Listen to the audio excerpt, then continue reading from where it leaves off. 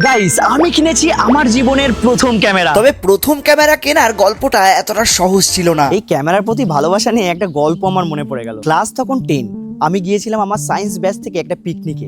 সেখানে যাওয়ার পরে আমরা চারিদিকে ঘুরতে শুরু করলাম। হঠাৎ করে দেখলাম একটা দাদার সঙ্গে আরো একটা দাদার ঝামেলা বেঁধে গেছে। তো যথারীতি আমরা ঝামেলাটাকে ছাড়িয়ে দিই। এবার যেই দাদাটার দোষ ছিল না, সেই দাদার হাতে দেখলাম একটা ক্যামেরা। তখন আমি তাকে জিজ্ঞাসা করলাম, দাদা এটা কি ডিএসএলআর ক্যামেরা? তার আগে থেকে হয়তো জানতাম যে ক্যামেরা ডিএসএলআর ক্যামেরা হয়, পেছনটা ব্লার হয়।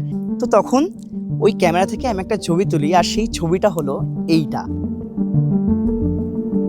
এই ছবিটা তোলার প্রায় 6 থেকে 7 বছর পরে আমি কিনেছি আমার নতুন ক্যামেরা। দেখো, চাইলেই আমি অনেক আগে কিনতে পারতাম, কিন্তু ভাই আমি কিনিনি। নিজের একটা বাড়ি কিনেছি, ফ্যামিলিকে ভালো করে দেখেছি, বাবার চিকিৎসায় কোনো ত্রুটি রাখিনি। এবার ভগবান চেয়েছে হয়তো এই সময়টায় আমার একটা ক্যামেরা দরকার, আর আমি ডিসাইড করলাম যে হ্যাঁ ভাই চলো এবার ক্যামেরাটা নিয়ে নিই। আর গাইস, ফাইনালি আমাদের ক্যামেরা কেনার ডান। ঠিক আছে, এটা অনেকদিন আগে থেকে ইচ্ছা ছিল।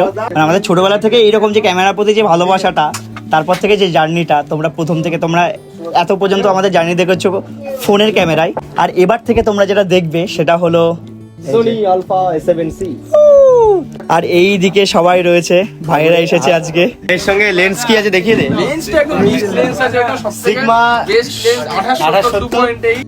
ক্যামেরার প্রতি যখন থেকে আমার ভালোবাসা জন্মলো, তখন থেকেই ভেবে নিয়েছিলাম যেদিন নিজের ক্যামেরা কিনবো একটা আনবক্সিং ভিডিও বানাবো। আনবক্সিং করার স্বপ্ন তো থাকবেই, কারণ এইরকম ভাবে ফোন দিয়ে ব্লার করতাম। কিউট লাগছে ভাই। হচ্ছে মনিটা।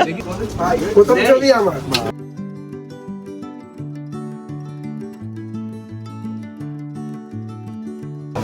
বন্ধুরা, শিবম বলছে কি করতে যাচ্ছে সবাই, আমি দীপক। আমি বলেই দিয়েছিলাম যে ফার্স্ট ছবি আমার উঠবে। আমি দাদাকেও বলিনি, দোকানদার আমার ছবি তুলেছে।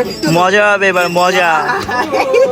সামনেই পাহাড়, সামনেই পাহাড়। বাড়ি ফেরার সময় ক্যামেরা টেস্ট চলছিল। ভিডিও কোয়ালিটি কতটা ভালো হয় সেটাই আমরা গাড়িতে বসে বসে দেখছিলাম। দেখো, ক্যামেরা কিনেছি, তোমাদের হয়তো মনে হতেই পারে যে আমার একটা স্বপ্ন পূরণ হয়েছে। এটা তো একদিক থেকে রয়েছে, আরও একদিক থেকে এই ক্যামেরাটা কিন্তু আমার নতুন করে বেঁচে ওঠার একটা উদ্যোগ বলতে পারো। যারা 2020 সাল থেকে আমার ব্লগ দেখছো তারা জানো যে আমি কোনো কন্ট্রোভার্সির মধ্যে পড়ি না। এটাই আমার লাইফে সব থেকে চরম ভুল। একটা ফান্ডা আমি বুঝে গেছি, যে ভাই কন্ট্রোভার্সিতে পড়বে তার লাইফ ভাই টিকে যাবে।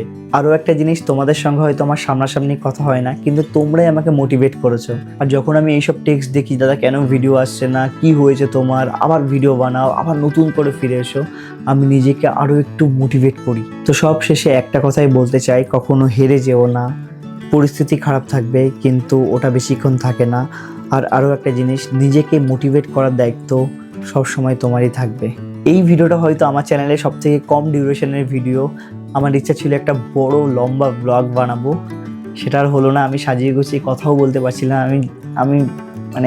আমি খুব ইমোশনাল হয়ে গেছি। যারা যারা এই জার্নিতে আমার সঙ্গে ছিল সবাইকে অনেক ভালোবাসা। জার্নি এখান থেকে শুরু হচ্ছে।